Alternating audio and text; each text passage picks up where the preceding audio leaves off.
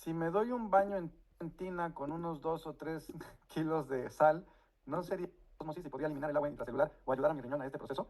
Estuve pensando cómo contestar esta pregunta para que la entendieran fácil. Esta es la que se me ocurrió. Está bien la pregunta, ¿eh? No, o sea, voy a decir una respuesta chistosa porque quiero explicarla rápido. No porque me esté burlando de la pregunta. Es buena pregunta, es auténtica, es real, es legítima. Pero se me ocurrió para contestárselas. Sí se le han preguntado, ¿no? Oye, si nos metemos en agua con un montón de sal, ¿no se sale más rápido el agua del cuerpo? Ya está, ya nos ahorramos todo el problema. Esto sería el equivalente a decir, oye, si me meto en la ducha, en la tina, en sopa, ya no tengo que comer. No funciona así el cuerpo. O sea, ¿sí me entienden? Si yo me meto en la ducha, lleno la tina de sopa o de caldo y me meto a bañar en caldo, no voy a nutrir mis células. Lo que puede extraer de agua, meter por ejemplo, los pies en un recipiente con agua con sal, sí puede extraer un poco del agua que esté atrapada en el espacio extracelular de los pies. De ahí a que pueda penetrar y chupar el agua, sacar el agua de las células del resto del cuerpo, es imposible. En fin, entonces, no es opción. ¿Sí? Ahora, la otra pregunta fue Carlos Cardeña. Dice, si un glóbulo rojo vive unos 120 días, los blancos algo menos, las diversas células por día, supongo que al nacer una nueva célula, esta nace perfecta. Si en el momento del nacimiento hay un medio plasma isotónico de 9 gramos por litro, a esta célula no se le va a introducir el agua en su interior. Todo esto va de que si nos mantuviésemos constantes en 9 gramos por litro durante meses, 2 meses, cuánto todas las células actuales, enfermas, ya hayan finalizado su ciclo, todas las nuevas ya estarían. Si ese edema intracelular en tal caso no habría que pasar por ese proceso de expulsión de líquido intracelular. Va. Lo que entiendo es, de la pregunta es, se renuevan las células y al renovarse tienen la proporción correcta, entonces ya no se les mete el agua. Pero nada de eso funciona de esta manera. Entonces, lo voy a tratar de contestar muy cortita. Entonces sería así.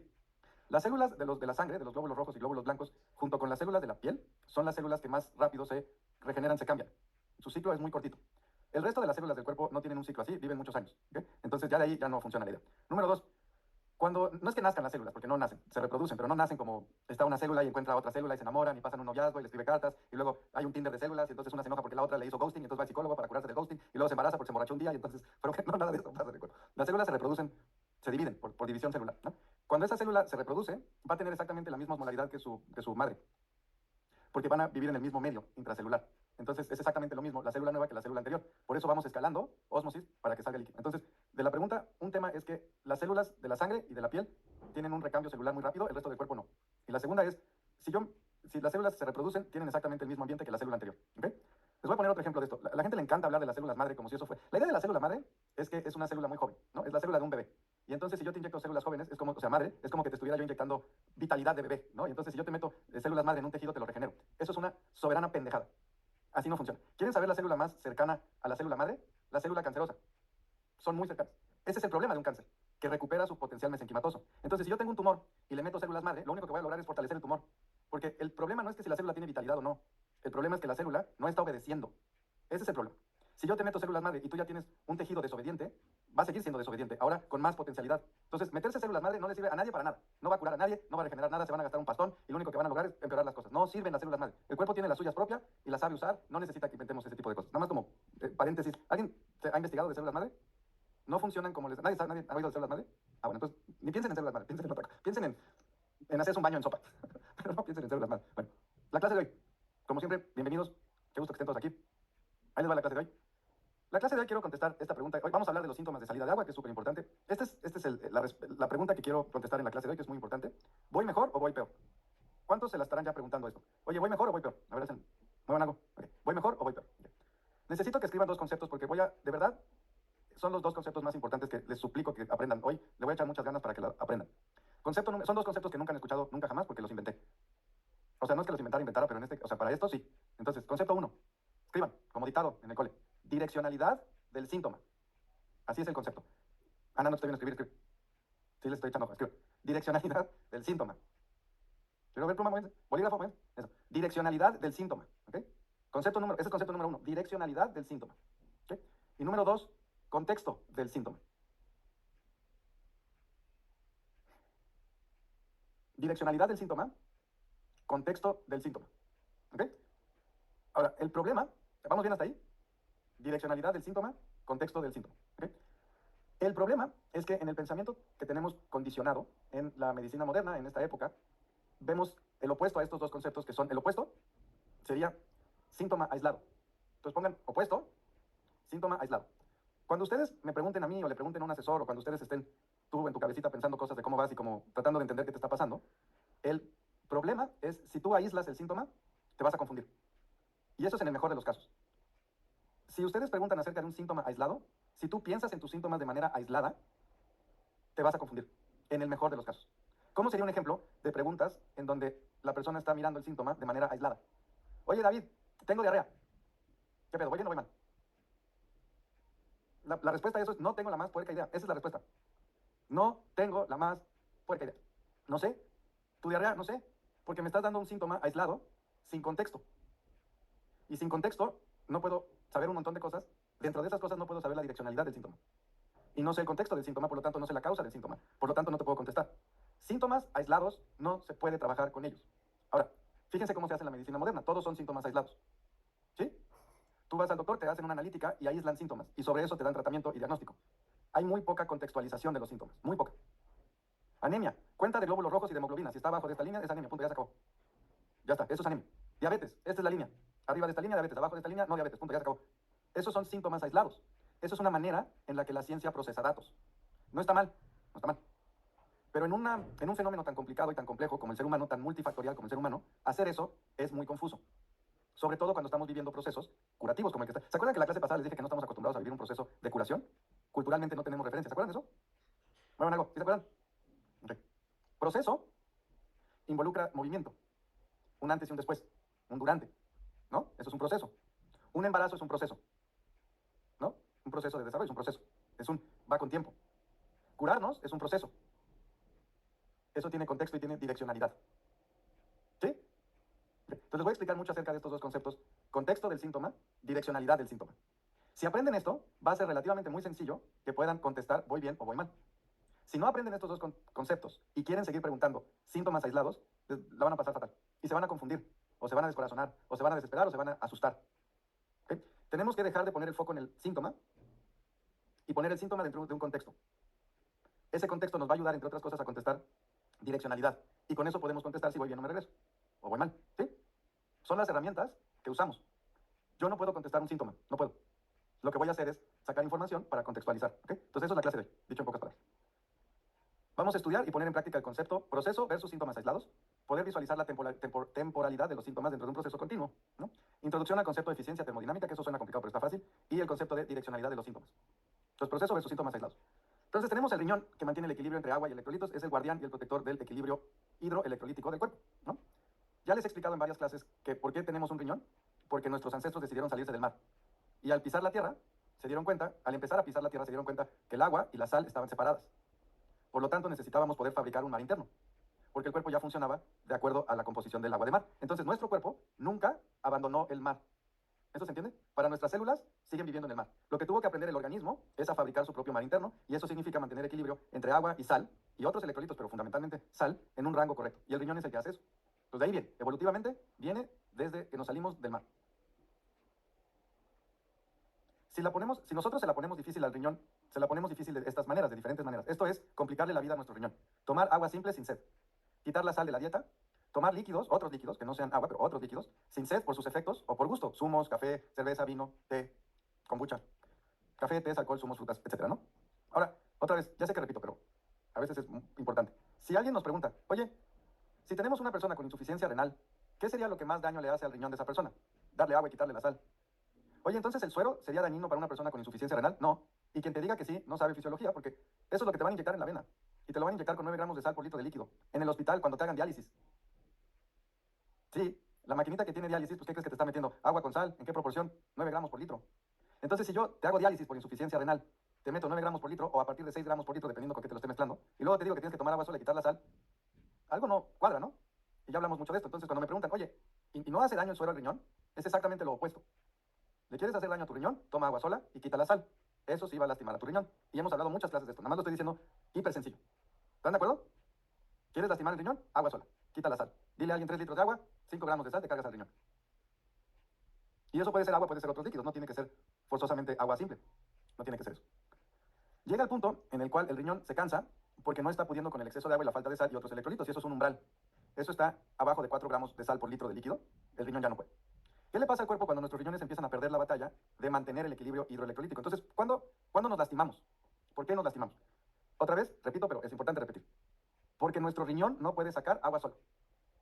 Si yo meto agua sola, le estoy obligando al riñón por lo menos a sacar entre 1.5 a 4 gramos de sal por litro de líquido. Lo mínimo que puede es 1.5 gramos por litro. Después de eso, si yo sigo metiendo agua y no meto sal, mi cuerpo no tiene reservas de sal, no tiene una bodega de sal. tiene un poquito de sal flotando por ahí, pero no tenemos reserva de sal, porque siempre ha habido sal en el mundo. Entonces el cuerpo no aprendió a guardar sal. Muy rápido se acaba la sal que tiene el cuerpo en los líquidos. Después de eso, ¿qué ocurre? Ya no puedo sacar agua. ¿Sí se entiende esto? Ya no puedo sacar agua. Si ya no puedo sacar el agua que metí, esa agua invade las células. Si esa agua invade las células muy rápido, te mata. Ya lo vimos, ¿se acuerdan la señora que murió por tomar mucha agua? Entonces, llega un punto en donde el riñón simplemente ya no puede sacar el líquido que le estoy metiendo. Ese líquido se acumula en la sangre y eso va a dar a las células. Si ese líquido invade el corazón y el cerebro, a un ritmo mayor que el cuerpo puede sacar, nos mata. Lo que pasa hoy en día es que ese proceso ocurre crónicamente. No nos mata, sí nos enferma. No nos mata agudo, no nos mata inmediatamente, pero nos genera muchas enfermedades incrementadamente, acumulativamente. Otra palabra que quiero que aprendan hoy a contextualizar en el sistema, el daño es acumulativo. Cuando diga estas palabras, el daño es acumulativo, quiero que pienses en alguien que fuma. ¿Qué cigarro lo mató? No te preocupes, Alex, yo también fumaba un montón, no va por ahí, es fácil explicarlo con el cigarro, porque si yo les pregunto, ¿qué cigarro mató a la persona? ¿O qué cigarro la enfermó? ¿Qué cigarro fue la que le dio el enfisema? Si empecé a fumar a los 12 años y tengo 60, no podría decirte qué cigarro me enfermó. ¿Están de acuerdo? Es algo que se va acumulando. ¿Están de acuerdo? Okay. Pasa lo mismo con el equilibrio hidroelectrolítico. El daño no es una cosa, se va acumulando. Es muy importante que aprendan a concebir que los síntomas se van acumulando, van aumentando. Es decir, una persona con 10 síntomas azules lleva mucho más tiempo tomando agua que una persona con 3 síntomas azules, porque pertenecen al mismo camino de incremento. Entonces, imagínense que hay una carretera, una autopista, que es el camino de mayor eficiencia del cuerpo, que lleva siempre por la salud.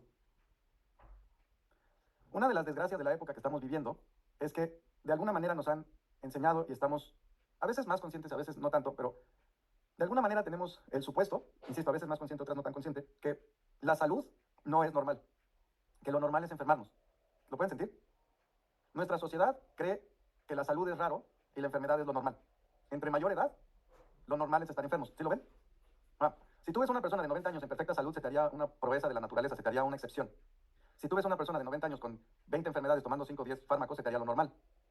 Esto es una de las grandes desgracias de nuestra época, que creemos que eso es lo normal. En la naturaleza lo normal es la salud, la enfermedad es la excepción. En la naturaleza lo normal es la salud, la excepción es la enfermedad. Para nosotros lo normal es la enfermedad, la excepción es la salud, y eso ya es un problema en sí mismo, conceptual, de paradigma, de creencia, de profecía autocumplible. ¿Sí? Luego les gusta hablar del poder de la mente, aquí es en donde nos mete el pie. Entonces tenemos que vaciar un poco para poder aprender algo nuevo. Entonces la propuesta, no quiero que me crean, es una propuesta. ¿Y qué tal que cuestionamos? No les estoy diciendo que me crean, les estoy proponiendo cuestionar si lo normal es estar enfermos o lo normal es estar sanos, en la naturaleza. Al ser humano ya sabemos que en nuestra sociedad lo normal es llegar todos fregados a la vejez. ¿Será que siempre fue así? ¿Será que eso ha sido así en todas las sociedades humanas?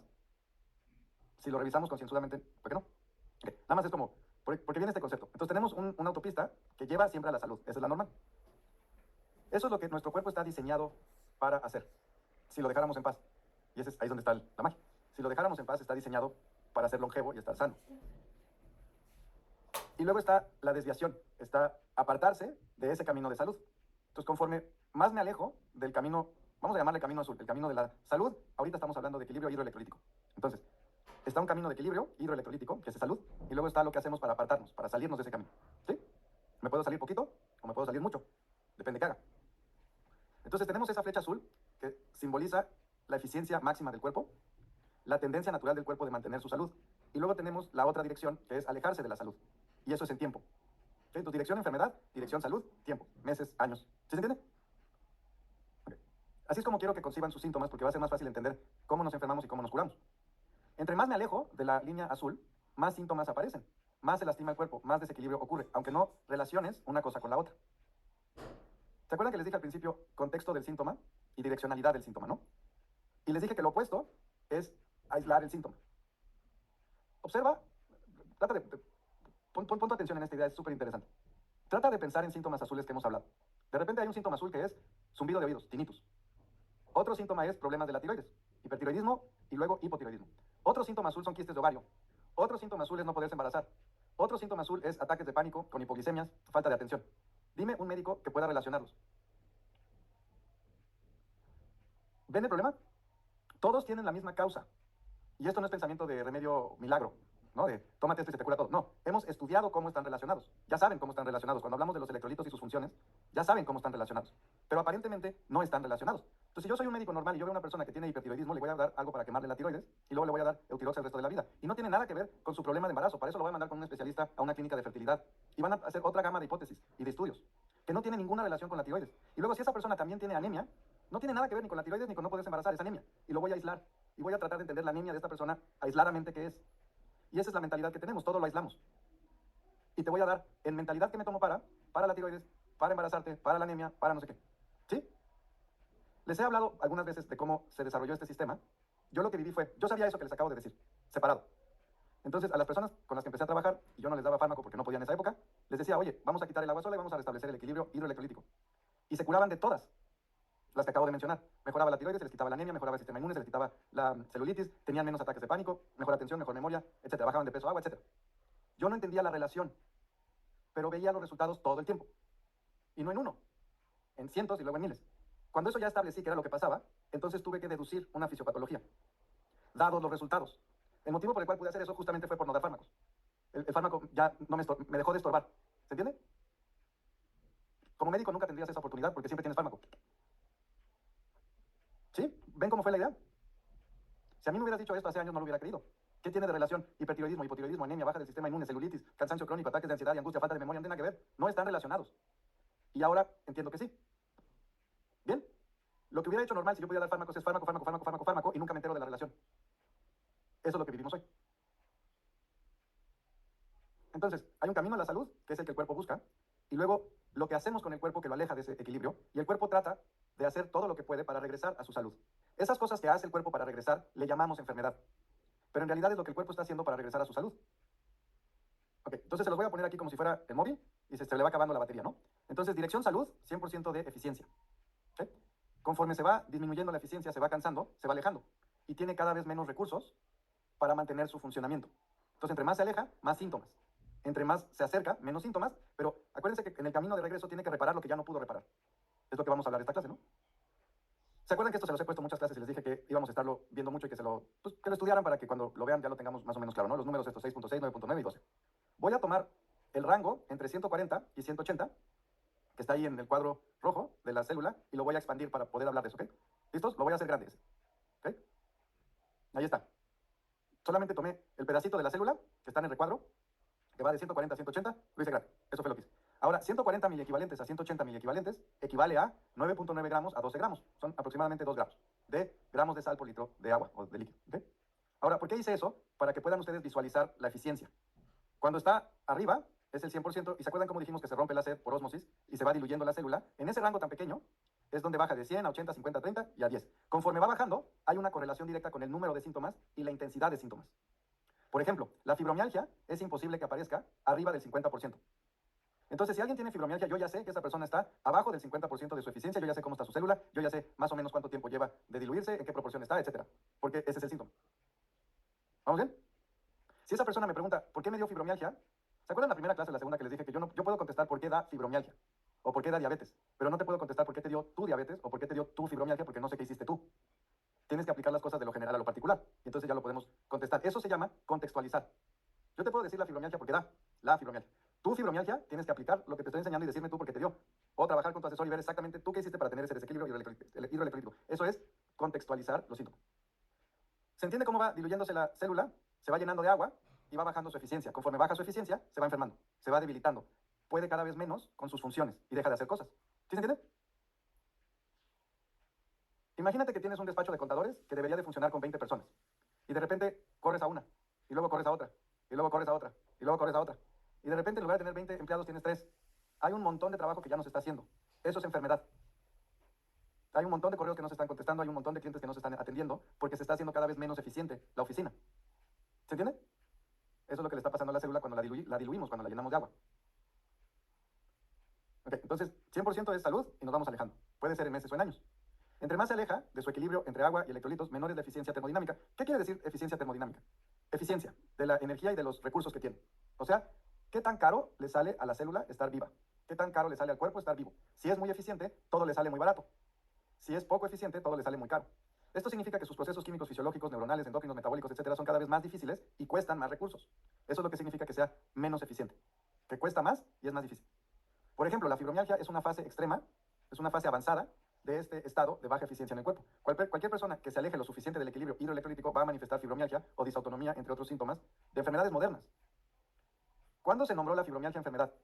1992. La Organización Mundial de la Salud reconoció la fibromialgia como enfermedad en 1992. ¿Cuál es la causa de la fibromialgia y la disautonomía? Desequilibrio hidroelectrolítico. ¿Cuándo nos pusimos a tomar un montón de agua sin ser y quitar la sal? Los 80s. Entonces, toda la década de los 80s nos dedicamos a tomar un montón de agua y de líquidos y bajarle a la sal, desde los 70s. Y empezó a surgir esta enfermedad, claro. Y en el 92 ya dijeron, oye, ya tenemos un nombre para este síntoma, se llama fibromialgia y aquí está la característica y no tiene diagnóstico clínico. Perdón, no tiene diagnóstico en una analítica o de gabinete, es solamente clínico. ¿Vieron cómo va de la par? En uno de los estudios que quiero publicar, pongo un mapa del mundo y el consumo de agua y el consumo de sal. ¿Cuándo empezó a incrementar el consumo de agua y bajar el consumo de sal junto con los casos registrados de fibromialgia? Van a la par, con 6 meses de desfase. Empieza el consumo de agua y la disminución de sal, pasan 6 meses, empiezan los casos de fibromialgia. Van a la par. ¿Sí, se entiende, no? Y eso es en millones de casos. Bueno, miles, depende en qué época. Entonces, por ejemplo, si pasamos de 100 a 80, ¿qué síntomas vamos a tener? Primero es la caída del cabello. Esto sí lleva el orden que les estoy diciendo. Me encantaría que vayan acordándose en orden de cómo aparecieron tus síntomas. Acuérdate en orden cómo fueron apareciendo tus síntomas, lo mejor que puedas en el orden. El orden aquí es importante. Normalmente lo primero que ocurre es la caída de cabello. Después problemas con vértigos, mareos, tinnitus, síntomas de los oídos. Después dolores de cabeza que pueden ser esporádicos o pueden ser crónicos. Celulitis incrementándose. Entonces, estos 4 síntomas son clásicos al inicio del desequilibrio hidroelectrolítico. Celulitis, dolores de cabeza, caída de cabello y vértigo, mareo, tinnitus. ¿Okay? Ahora, al llegar a 50% de eficiencia, cansancio crónico, ya el síndrome de cansancio crónico, por eso tanta gente hoy lo tiene. Anemia y baja de las defensas, también es muy común. Ansiedad, angustia, ataques de pánico, eso es cada vez más común. Hipertiroidismo y luego se hace hipotiroidismo, déficit de atención y pérdida de la memoria. Entonces tenemos cansancio crónico, anemia y baja de las defensas, ansiedad, angustia y problemas de la tiroides. ¿Ven cómo se van acumulando? O sea, no quiere decir que porque ya tienes el cansancio crónico, los problemas de la tiroides, la ansiedad, la angustia, los ataques de pánico y la anemia, ya se te quitó la celulitis o la caída del cabello o los zumbidos de oídos. No, esos van empeorando y van surgiendo más síntomas. Porque nos estamos alejando de la autopista salud. Van incrementándose. Al llegar como al 30% de eficiencia, ya tenemos hipotiroidismo, problemas menstruales, neuroendocrino, problemas menstruales, la regla se adelanta, se atrasa, es irregular, sangrados muy abundantes o escasos, problemas para embarazarse, tanto en hombres y mujeres, colesterol elevado, ¿se acuerdan que hablamos de esto que era un mecanismo de defensa de la invasión de agua? Presión alta y palpitaciones. Cuando ya llegamos a palpitaciones es porque ya está afectando crónicamente al corazón. Se van acumulando. Entonces al principio celulitis, caída de cabello, zumbidos de oídos, etc. Luego ya cansancio crónico, anemia, baja de las defensas, ansiedad, angustia, hipertiroidismo. Luego hipotiroidismo, problemas menstruales, problemas neuroendocrinos, no poderse embarazar, problemas cardíacos, palpitaciones, etc. Y cuando llegamos al 10% ya tenemos fibromialgia, disautonomía, Alzheimer, Parkinson, demencia senil prematura, etc. Depresión clínica. ¿Okay? Estos son los más comunes. Acuérdense que hay más de 150 síntomas azules o enfermedades crónicas. Estos son los más comunes en la mayoría de las personas en este orden. Se van acumulando. Ahora, alcen la mano quien vio aquí su orden. Ajá. Pueden ver ahí más o menos su orden, ¿no? Eso es súper importante. Entonces, hace 30 años te empezaste a desviar de la carretera de la autopista salud. Hace 30 años tenías esos síntomas que estabas al 80%, no está tan mal. Hace 15 ya vas, o sea, ¿se acuerdan cómo fue aquí? Ya estás al 50. Entonces, hace 30 tenías caída de cabello, celulitis, zumbido de oídos, pero hace 15 ya tenías cansancio crónico, no te puedes embarazar, problemas menstruales. Luego hace 5 ya tenías hipotiroidismo, problemas cardíacos, palpitaciones, etc. Hace 6 meses ya tuviste ataques de pánico, tuviste colesterol muy elevado, tuviste fibromialgia, disautonomía, etc. O sea, se van incrementando. Imagínate que te vas alejando más y más y más y más de la carretera de la salud. Entonces, ¿cómo va a ser el regreso?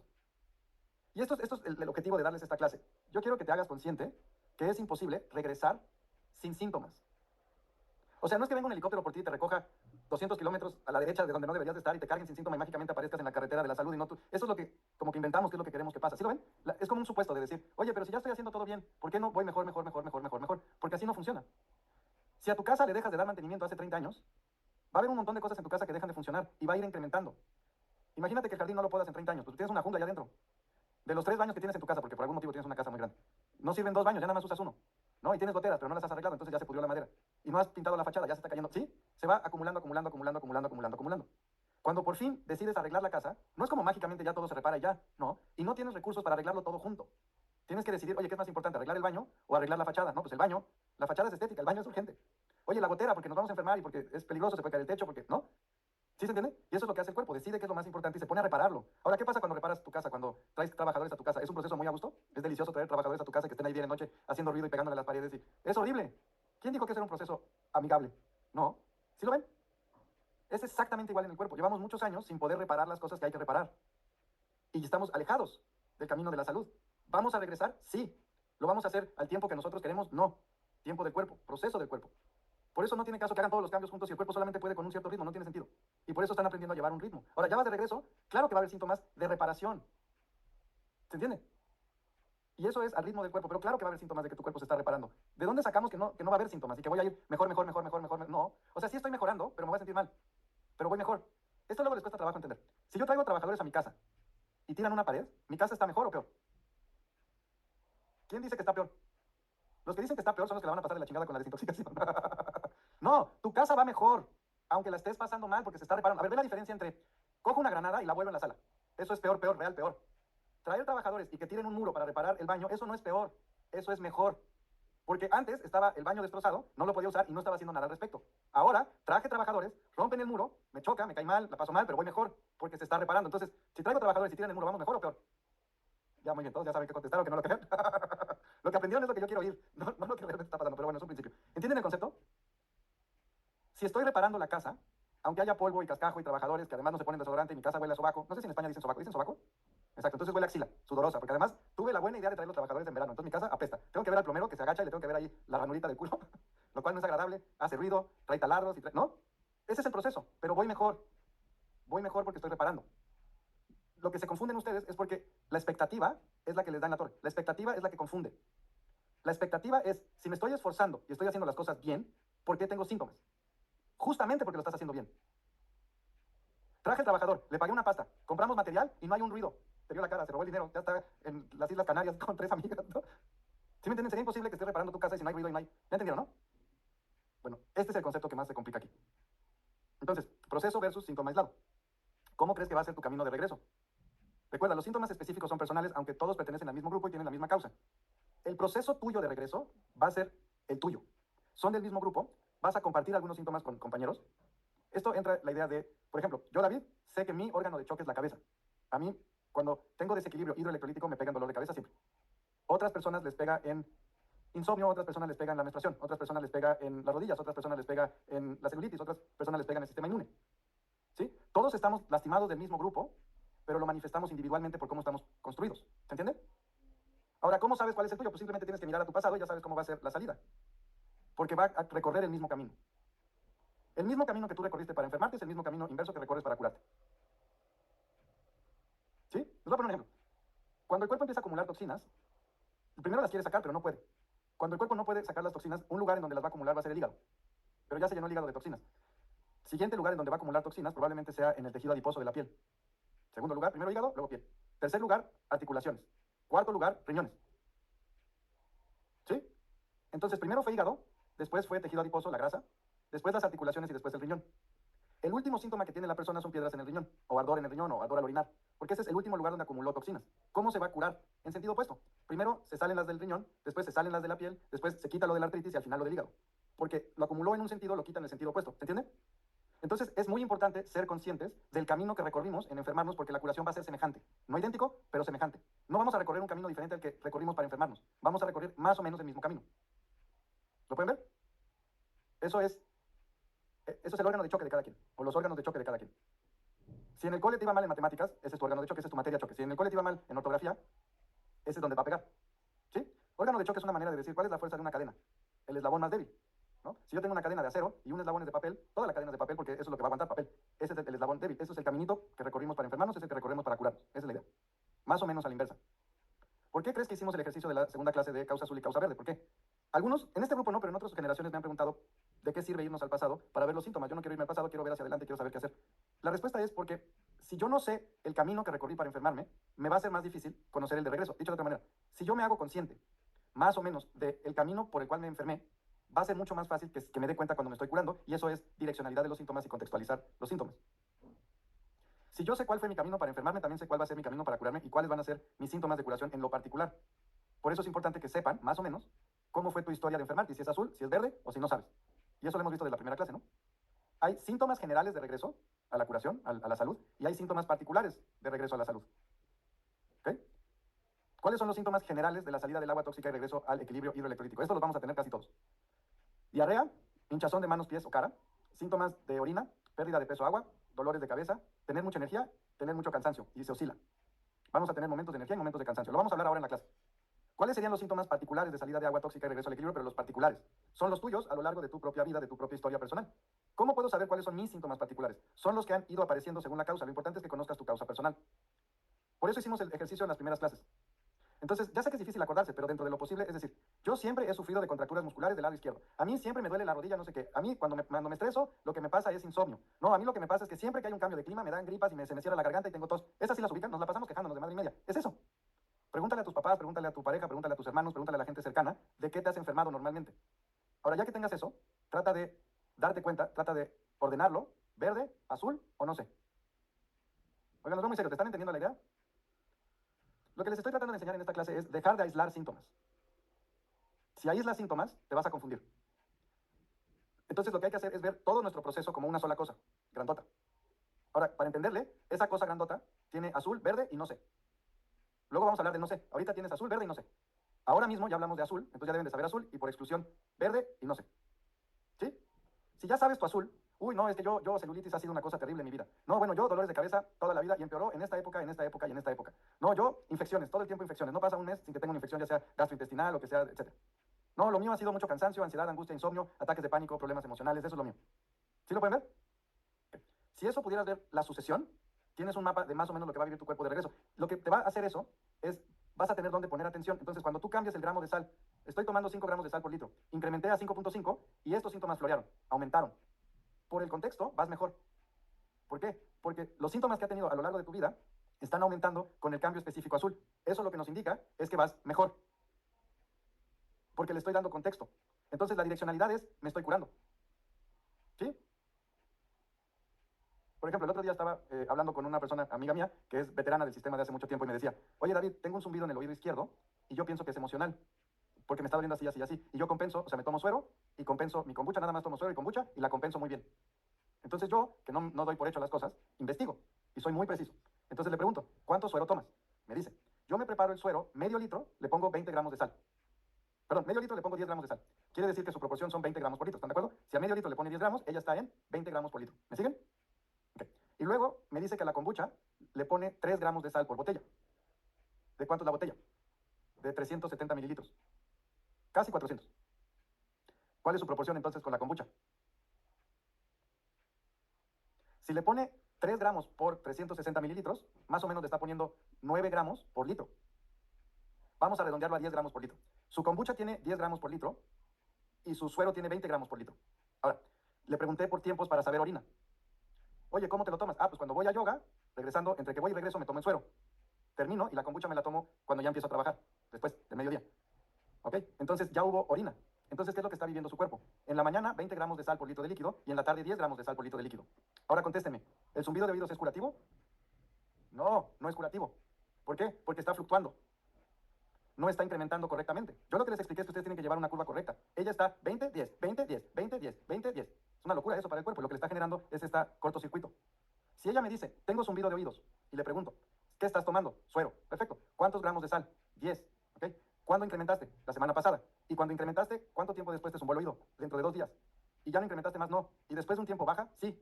¿Eso quiere decir que va mejor o peor? Mejor. Porque lleva una cantidad constante. ¿Vieron cómo no puedo contestar zumbido de oídos? No puedo. Porque no es el mismo zumbido de oídos en un caso y en el otro. Le tengo que dar contexto para saber la dirección. En mi amiga, que está subiendo y bajando y subiendo y bajando, la dirección es que va para adelante y va para atrás, y va para adelante y va para atrás, y va para adelante y va para atrás. En la otra, está incrementando correctamente. Si está haciendo lo correcto, lo que le pasa es curativo. Si está haciendo lo incorrecto, va en el sentido opuesto, lo que le pasa es que va mal. No vemos síntomas, vemos causa. Estoy haciendo pausa dramática, no me quedé paralizado. ¿Quién le está ayudando a esta idea? Hacen la mano. ¿Sí? Que los veo un poco deprimidos, ¿es porque pasaron de fiesta y están mal y tienen cruda moral? ¿No? ¿A quién no le está ayudando esta idea para animales? ¿Sí? Vale decir así como, a mí no me está sirviendo nada. Pero, ¿alguien? ¿No? ¿Bien? Okay. Están muy serios. Síntomas de salida del agua tóxica del cuerpo. O sea, estos son los síntomas que la mayoría de las personas vamos a vivir. Estos son los generales. Ya se los he mencionado, pero ahora quiero ser mucho más específico. La diarrea por desintoxicación de agua atrapada en la célula. Hay muchos tipos de diarrea, ¿ok? Por ejemplo, cuando cambie tu flora intestinal, te va a dar diarrea. ¿Cómo cambiamos la flora intestinal? Tomamos vinagre, tomamos queso azul, cualquier tipo de queso con penicillium roquefort, que ahorita no vale la pena que lo hagas porque todavía no hemos llegado ahí. Porfa, no se los estoy diciendo para que lo hagan, es un ejemplo. Tenemos una flora intestinal ácida que se va a pelear por territorio con la nueva flora intestinal alcalina. Y como son muchos metros de intestino, cada X número de centímetros, cada 10 centímetros, cada 15 centímetros hay guerra, y de la guerra los que pierden, esos se tienen que salir, y eso da diarrea. Esa diarrea es muy diferente a la diarrea por salida de agua. ¿Cómo podría yo saber? Por eso tampoco quiero que se hagan muchos cambios, porque es imposible saber cuando haces muchos cambios. Eso sí es método científico clásico. Si yo cambio una cosa que es equilibrio hidroelectrolítico y me da diarrea, específicamente cuando le subo medio gramo a la proporción, me da diarrea, pues ya sé qué es eso. Si quito los lácteos, quito el pan, meto vinagre, meto queso azul y además dejo de cenar, pero además le bajé y entro en cetosis y además le subo la sal, ¿qué fue? No tengo la más idea. Es más difícil. Por eso llevamos ritmo. Ahora, si ya lo hicieron, no importa, ya no le cambien muchas cosas.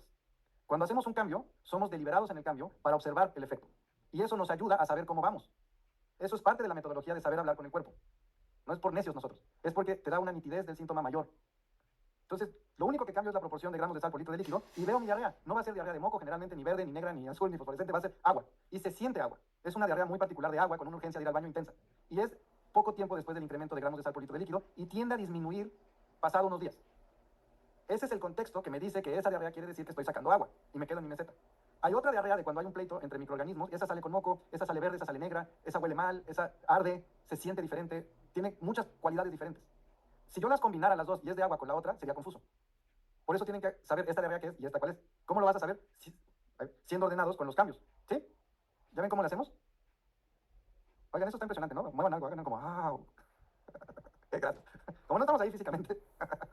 Entonces, la diarrea por desintoxicación de agua atrapada en la célula ocurre conforme la presión osmótica afuera de la célula logra jalar el agua de adentro de la célula y la saca. Esto ocurre conforme vamos aumentando la proporción de gramos de sal por litro de líquido. Recuerda que cada quien tiene su propio umbral osmótico. El líquido que le sale a la célula puede salir por la orina o puede salir por el colon como diarrea. Eso ya depende de muchos factores en el cuerpo que sería imposible para nosotros con nuestra limitada inteligencia predecir, porque el cuerpo sabe más. Así de simple, ¿no? ¿Cuál es el secreto para poder contestar la pregunta? ¿Esta diarrea es salida de agua? ¿Es correcta o voy mal? El contexto. ¿Cuál es el contexto? Incrementé abruptamente los gramos de sal por litro de líquido. Cuando incrementé los gramos de sal por litro me dio sed y tomé suero y me dio más sed, por lo tanto eso fue agresivo, eso no es bueno. Incrementé correctamente los gramos de sal por litro en el suero, pero luego tomé otros líquidos. Y entonces estoy teniendo una fluctuación. Entonces ahí está saliendo agua, pero se está volviendo a meter, pero está saliendo, pero está volviendo a meter y no estoy avanzando. Si estoy llevando el incremento suavemente correcto, me tomo mi incremento, a las horas tengo la diarrea, me quedo estacionado precisamente y sigue saliendo diarrea y después de una semana va disminuyendo, todavía no incremento, pasan 2 o 3 días, vuelve a salir y me quedo ahí, ya llevo 10 días, eso es correcto. La respuesta no me la va a dar la diarrea, la respuesta me la va a dar lo que estoy haciendo. Eso le llamamos contexto del síntoma.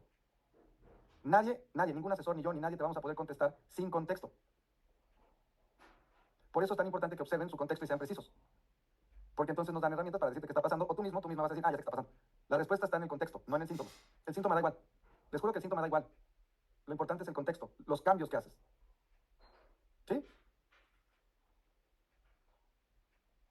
Yo tenía una amiga cuando empecé a dar consulta de nutrición, muy al principio, tendría yo como 20 años. Esta fue de mis primeras pacientes, ahí fue cuando todavía me recomendaban entre familiares, ¿no?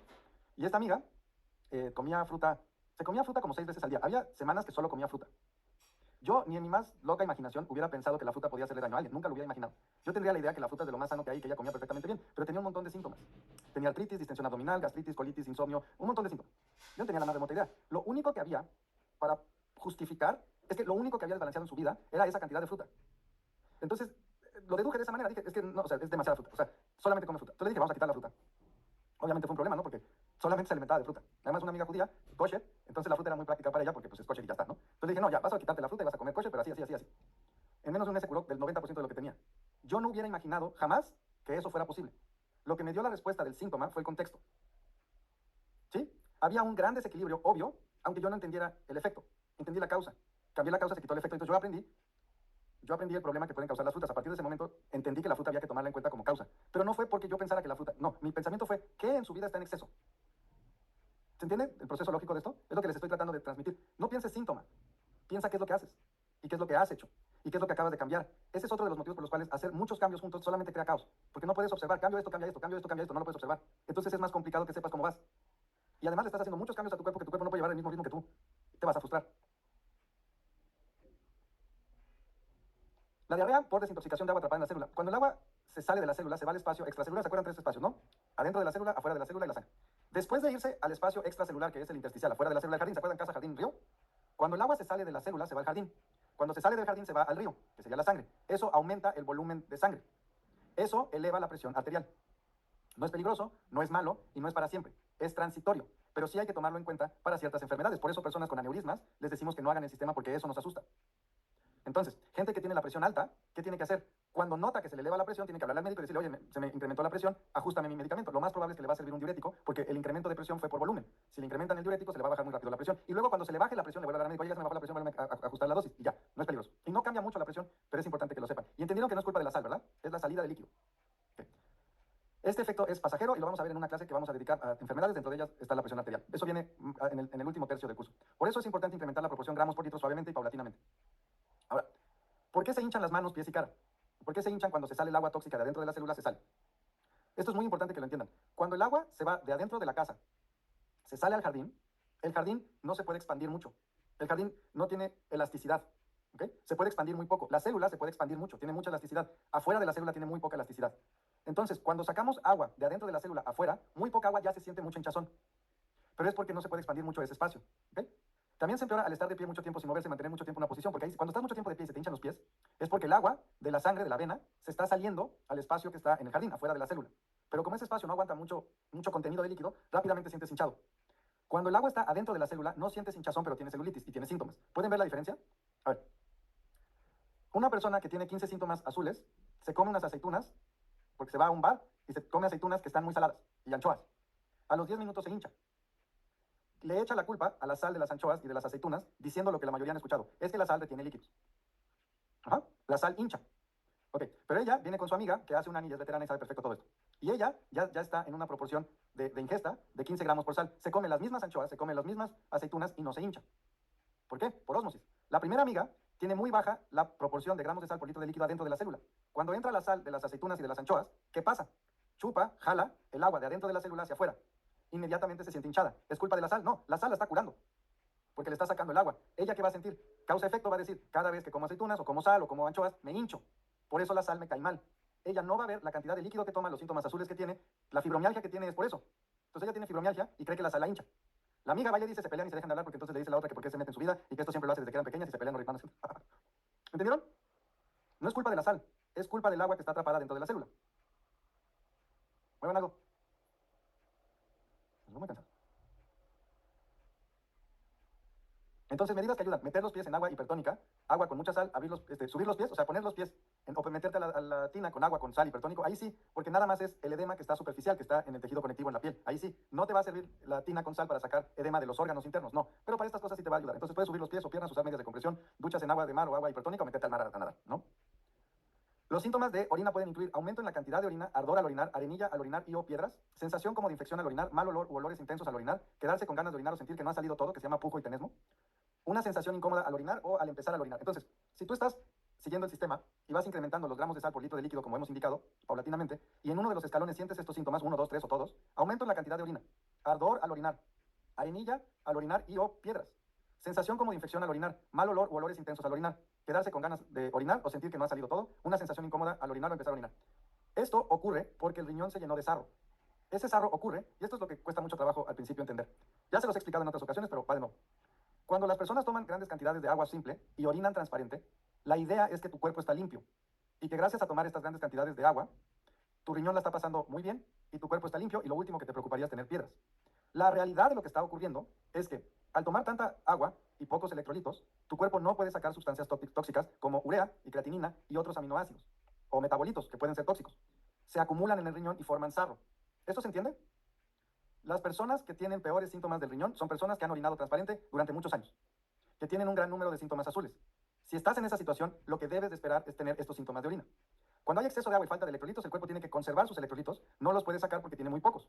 Esto causa que el riñón se vaya llenando de sustancias tóxicas como un sarro, formando piedras después de algún tiempo. ¿Por qué presentan estos síntomas de la orina al salirse el agua tóxica de adentro de la célula? El tipo de piedras que estamos hablando se pueden formar de estas sustancias.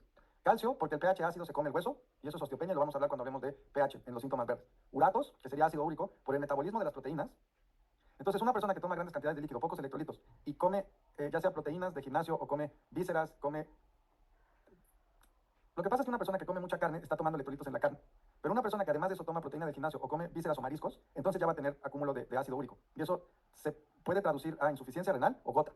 Pero no es por la carne, es por vísceras, o sea, no es por la carne roja, es por vísceras, mariscos o proteínas del gimnasio y este tipo de suplementos.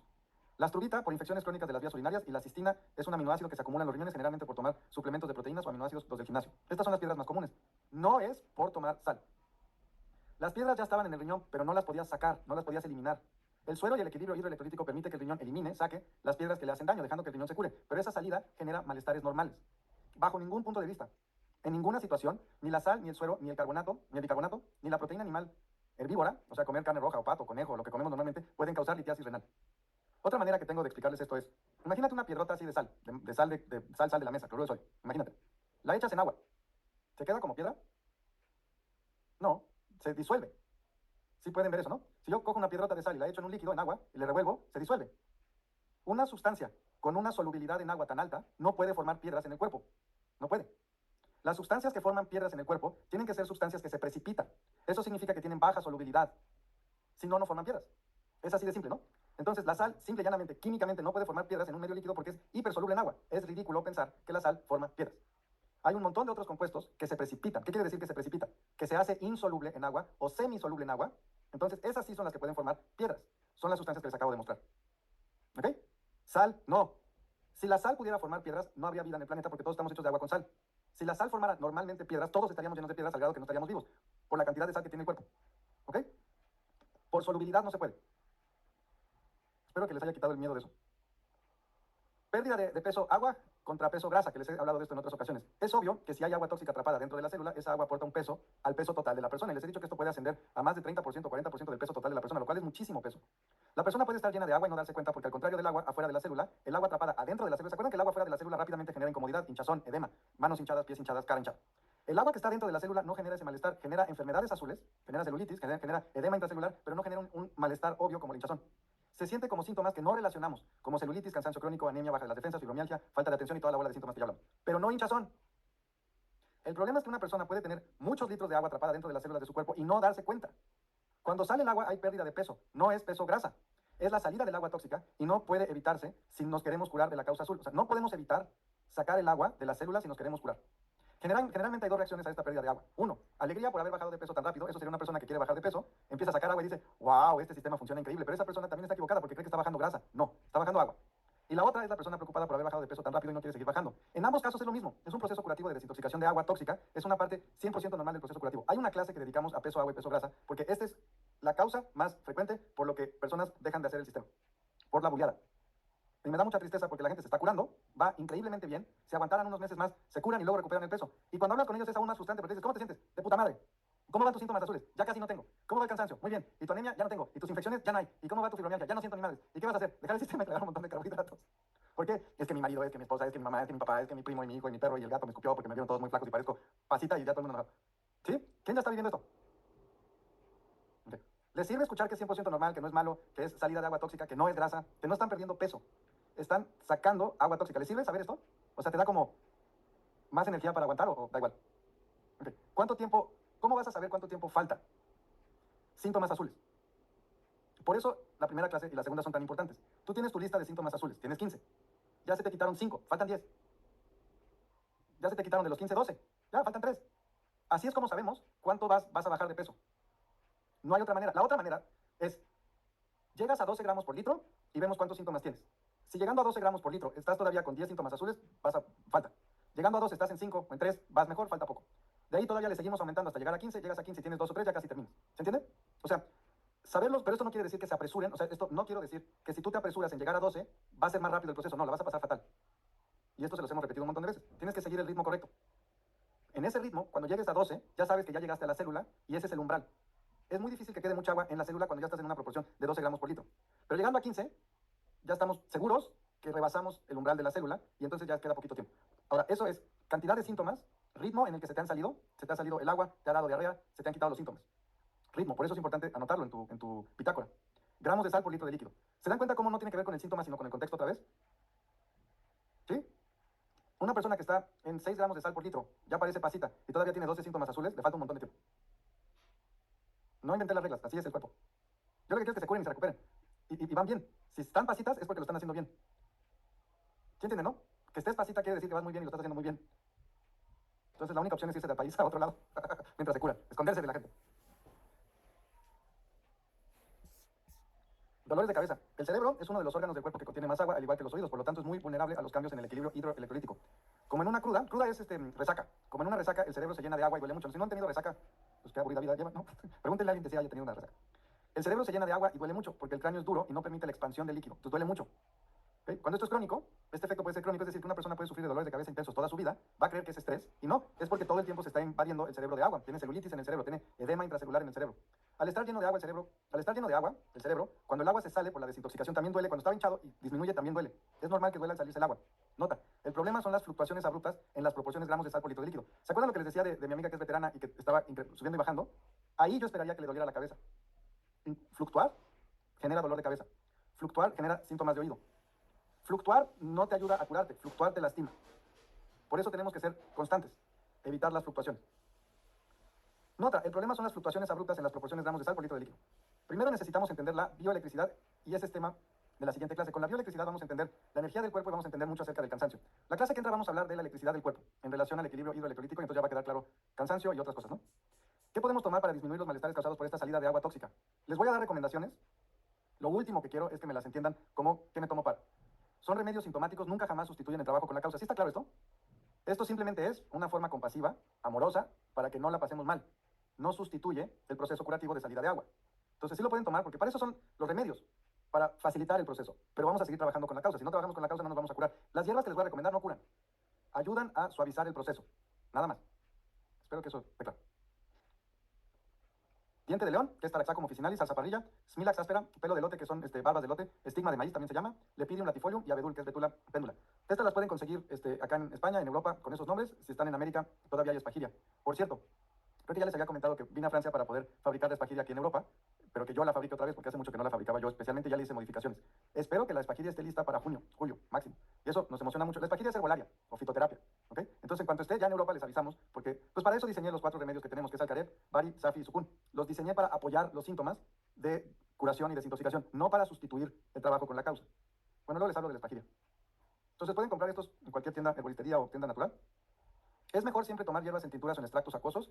Yo prefiero eso porque su bioaccesibilidad es mucho mejor. No me encanta, no recomiendo mucho en cápsulas como hierba seca, pero porque se absorben poco. Si no hay opción, pues ni modo así. Se toman como indique la presentación. Sí se pueden tomar juntas. Las que estoy recomendando no tienen interacciones farmacológicas y no tienen contraindicaciones. Generalmente se toman en la mañana junto con la comida o a la hora que vayas a comer y los asesores te pueden ajustar las indicaciones a cada quien ya individualmente. En América son Alcaret, Palvari, Diente de León y Lepidium latifolium. ¿Cómo sé si por mi síntoma es que voy mejor o voy peor? ¿Cómo sé por mi síntoma si voy mejor o peor? Esa es la direccionalidad del síntoma. Vamos a volver a hablar de este concepto de direccionalidad del síntoma, ¿no? Entonces, proceso versus síntoma aislado. Les voy a poner un ejemplo para que lo piensen de hoy a la próxima clase, ya sea con el asesor, con los asesores, o la próxima clase conmigo, les contesto. Andrea y Miguel. Puntos importantes. Andrea y Miguel están casados y se aman mucho y se conocieron, no, eso no es importante. Entonces, Andrea y Miguel están casados, ambos tienen 38 años, llevan el mismo tiempo haciendo el sistema, pero antes no hacían lo mismo. Muchos de sus síntomas son iguales y otros son diferentes. Síntomas de Andrea. Diarrea cada vez que incrementa la proporción de sal. Ha sentido mucha energía, pero la última semana se ha sentido muy cansada. Se le ha dejado de caer el pelo. Ha sentido las manos y los pies hinchados. Antes tenía una regla regular y ahora se le ha suspendido por completo. Lleva 3 meses sin periodo menstrual. Esa es Andrea. Miguel. Perdón. Lo que le preocupa a Andrea. La falta de periodo menstrual, no sabe si es normal o por edad, o si le faltan suplementos, o será que le están faltando nutrientes. Eso es lo que le angustia. También el cansancio de la última semana porque dice que iba muy bien, sentía mucha energía y ahora no sabe qué le pasa. La diarrea dice que tal vez sea normal, pero puede ser que se comió un pedazo de pan hace 2 días. Miguel, tiene diarrea 2 o 3 veces por semana, tiene dolores de cabeza intensos varias veces por semana, siente las manos y los pies hinchados 2 o 3 veces por semana. También ha sentido cansancio intenso las últimas 2 semanas. Lo que le preocupa, no mucho dice que entiende que sus síntomas son normales al hacer el sistema, que son por desintoxicación de agua. Solamente uno de los dos va mejor y el otro va peor. ¿Quién de los dos va mejor y quién va peor? La respuesta la sabrás la próxima clase. A ver, te voy a contestar de una vez porque ahorita creo que... ¿Quién va mejor y quién va peor? ¿Quién dice que Andrea va peor? Qué misóginos, honestamente. Entonces dicen que Andrea. ¿Y quién dice que Miguel? Ok. ¿Quién sabe la respuesta? No pusieron atención a la clase. No tenemos la más puerca idea porque no tenemos contexto. Coño, se los dije.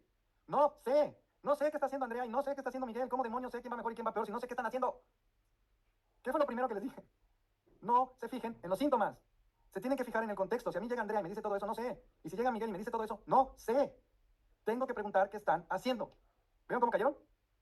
Miguel, Andrea. No, no sé. Y ustedes tampoco. Si yo no sé, ustedes tampoco saben. Contexto. Hasta que no me diga Miguel qué hace y no me diga Andrea qué hace, no sé. ¿Ya? ¿Sí? Entonces, ¿qué vamos a hacer esta semana? De tu lista de síntomas, repasar los que sean por causa azul. irte a tu historia y revisa cómo te enfermaste y cuál es tu causa azul personal. Haz un mapa de tu proceso personal en orden de aparición de síntomas para que tengas un mapa aproximado de cómo será tu proceso curativo. Identificar si ya has tenido síntomas de salida de agua tóxica y cuáles son. Eso está en tu workbook y esto lo van a repasar con los asesores el fin de semana. Esto es lo que hay que hacer esta semana, es mirar tu mapa de cómo ha sido tu proceso antes para enfermarte y si ya lo puedes relacionar con cómo te estás curando y de los síntomas que vimos que puedas identificar cuáles estás viviendo o has vivido. Vamos a seguir con la misma secuencia de salida de líquido, ¿no? Incremento de gramos de sal por litro de líquido. Este es un experimento que puedes hacer en casa para aprender la conductividad eléctrica. Es muy interesante, es muy sencillo. Les voy a poner un video en la siguiente clase si no lo hacen, o sea, tampoco lo tienes que hacer. Es parecido al de las panditas, al de los ositos. Lo pueden hacer en casa, es divertido, no es peligroso. Vas a usar una batería de 9 volts, contacto para batería de 9 volts, un metro de cable eléctrico delgado negro y rojo, cinta de aislar eléctrica, foco LED, base E10, socket base 10 para foco, 3 vasos de vidrio, agua embotellada, sal, azúcar y bicarbonato. Así se conecta. Se pone la batería de un lado, o sea, los cables, el rojo y el negro, se cierra el circuito, básicamente, ¿no? Entonces haces un circuito. Lo que debería de ocurrir es que sin el agua, cuando tú tocas los dos cables, cierras el circuito y se prende el foco. Si haces eso, ya quedó correctamente. Entonces, cuando tú tocas los dos cables, prende el foco. Lo que harías con un interruptor. Nada más que en lugar de interruptor, vas a poner agua. Y luego lo que vas a hacer es poner, o sea, aquí donde ven el rojo y el negro, los metes al agua. Las puntas las metes al agua. Entonces, ¿qué es lo que va a pasar? Vas a meter las dos puntas en agua sola, luego vas a echarle agua con sal, ves si prende el foco, y conforme le eches más sal, prende más el foco, le vas a poner agua con bicarbonato y lo mismo. Entonces, agua sola, agua con sal, agua con bicarbonato, primero ponle poquito y vas aumentando la cantidad y vas viendo si cambia la intensidad del foco. Entonces, la siguiente clase vamos a hablar de bioelectricidad y cansancio crónico, ¿no? Bueno, en el examen, ¿a qué nos referimos en el sistema con proceso versus síntoma aislado? ¿A qué nos referimos en el sistema con la direccionalidad de los síntomas? ¿Por qué es importante que cada individuo conozca su propio proceso de aparición de síntomas? ¿Cuáles son los síntomas más comunes generales de salida de agua? Y en el ejemplo en la clase de André y Miguel, ¿quién va bien y quién va peor? Mira, A, Miguel va mejor y Andrea peor. B, Miguel va peor y Andrea va mejor. C, depende de lo que están haciendo. D, no podemos saber con la información que nos dan. E, cada quien tiene un proceso personal y no podemos saber quién va mejor y quién va peor hasta que no termine ese proceso. Únicamente C y D son correctas. C y D son correctas. ¿No? Bueno, gracias. ¿Les sirvió la clase? ¿Sí? Ok. Entonces, ¿cómo vas a saber si vas mejor o vas peor? Deja de aislar el síntoma, deja de separar el síntoma y ve el contexto. Es 1000 veces más importante lo que estás haciendo que el síntoma. Voy a repetir. Es 1000 veces más importante lo que estás haciendo que el síntoma. Por eso tampoco les recomendamos hacer muchos cambios juntos, porque es más caótico saber cómo vas y además le estás poniendo demasiado trabajo a tu cuerpo y lo vas a confundir. Por eso decimos que vamos a un ritmo. ¿Ok? El contexto es lo que nos da la respuesta de que si vas mejor o vas peor. El contexto. ¿Ok? Dentro de ese contexto podemos saber la direccionalidad de los síntomas. Y es absolutamente esencial que ustedes tengan noción de cómo ha sido su proceso, de cómo nos enfermamos para saber cómo nos curamos. Y eso es lo que debemos de trabajar esta semana. ¿Está bien? No es revisar el pasado ociosamente. Te va a dar un mapa de lo que viene. Simplemente es al revés. ¿Vale? Pues me da mucho gusto verlos como siempre. Feliz Pascua. Es Pascua o Semana Santa, cualquiera de las dos, pero felicidades. Que estén muy bien. Nos vemos la próxima semana. Gracias a los asesores, gracias a todo el equipo. Si tienen preguntas, por favor, hagan sus preguntas. También a los asesores. Y si hay algunas de ahí que vale la pena que yo conteste, pues me las hacen llegar. Que estén muy bien. Gusto verlos, verlas. Que tengan muy bonita semana.